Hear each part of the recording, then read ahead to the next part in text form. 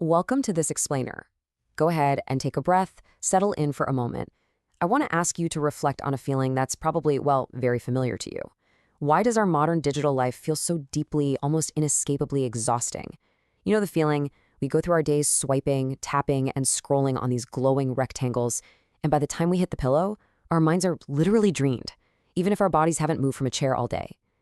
Today, we're going to dive into the hidden mechanics behind this modern exhaustion, and more importantly, how you can actually reclaim your own mind.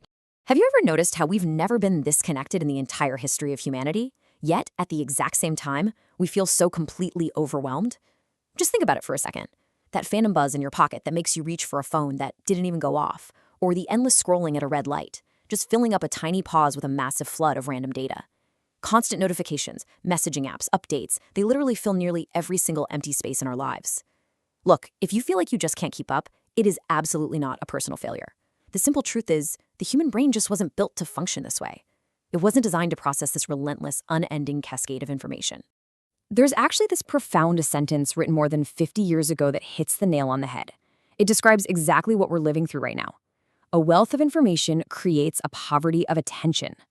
Wow. In a world where information has become practically infinite and totally free, what's actually in short supply isn't content. It's the capacity to pay attention to it.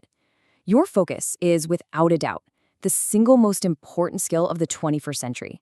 It's more vital than learning AI, more than mastering a new language, but it's also an incredibly limited resource.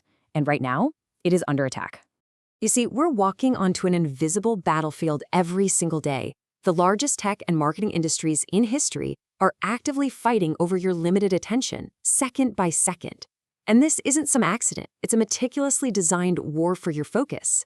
Your attention is literally the most valuable currency on Earth right now, and entire empires have been built on harvesting it from you as efficiently as humanly possible. So how do they actually win that fight? Well, to capture your attention, these platforms figured out that they need to keep you in the worst possible psychological state. We call this reactive mode. It's basically a state where you stop acting by conscious choice and you start merely responding to external stimulus. You're no longer deciding what to look at, you're just reacting. The next buzz, the next ping, that bright red notification badge, they're intentionally holding your attention hostage by keeping you perpetually reacting. And the exact psychologically trap they use? It actually comes from classic studies on animal behavior. Here's how it works. When a reward is predictable, behavior stays regular. It stops once a need is satisfied. But when a reward is random, the behavior becomes entirely compulsive. The seeking just never stops because you have no idea when that next reward is going to drop. It's called intermittent reinforcement, and it's the exact same logic casinos use with slot machines. You pull the lever, or, refresh your feed, because you never know if the next post is going to be hilarious, infuriating, or totally irrelevant. That uncertainty, that is the hook. But maybe the real problem isn't just the technology. We kind of have to look inward here. A lot of us don't actually use our phones for pleasure anymore. We use them as an escape. We use our screens to run from discomfort, from boredom, anxiety, or maybe just some deep, quiet, internal void. The relief the screen provides is immediate, sure, but it's entirely temporary. We're so terrified of missing out on something important while we're offline that we just keep checking. We use the noise of the internet to drown out the silence in our own heads. This constant desire to escape, it builds into real, tangible consequences for our minds. This is the true cost of reactive living. Over time, because we instantly escape to our screens, our tolerance for discomfort just keeps shrinking. That uncomfortable feeling is never allowed to stick around long enough for us to actually learn how to sit with it. And this literally changes how you think. It trains your brain into one very specific mode: consuming fast, reacting instantly, and constantly chasing validation, instead of pausing, reflecting, and forming a genuine opinion. Which brings us to what we call the autopilot cycle. Because we're trained to react instantly without reflection, we fall into herd behavior. We just follow the group's emotion or opinion without ever stopping to question if it actually makes sense. And the algorithms? They supercharge this worst tendency. They reward whatever is already popular, polarized, and emotionally intense. It pulls us towards shallow content that demands the least possible amount of thinking. The disturbing result here is that we see entire populations living on autopilot, people following trends instead of making individual choices. You can be hyper-connected to everything else, and yet completely disconnected from yourself. So what is the actual way out of this? How do we break this exhausting cycle of constant reactivity? Well, the solution is a profound act of rebellion against the modern attention economy. It's actually one of the oldest, most powerful tools humanity has ever created.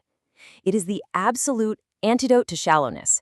And ironically, it's something that feels increasingly difficult to do today: deeply engaging with the written word. Now, I'm not talking about skimming a tweet or just glancing at a quick headline.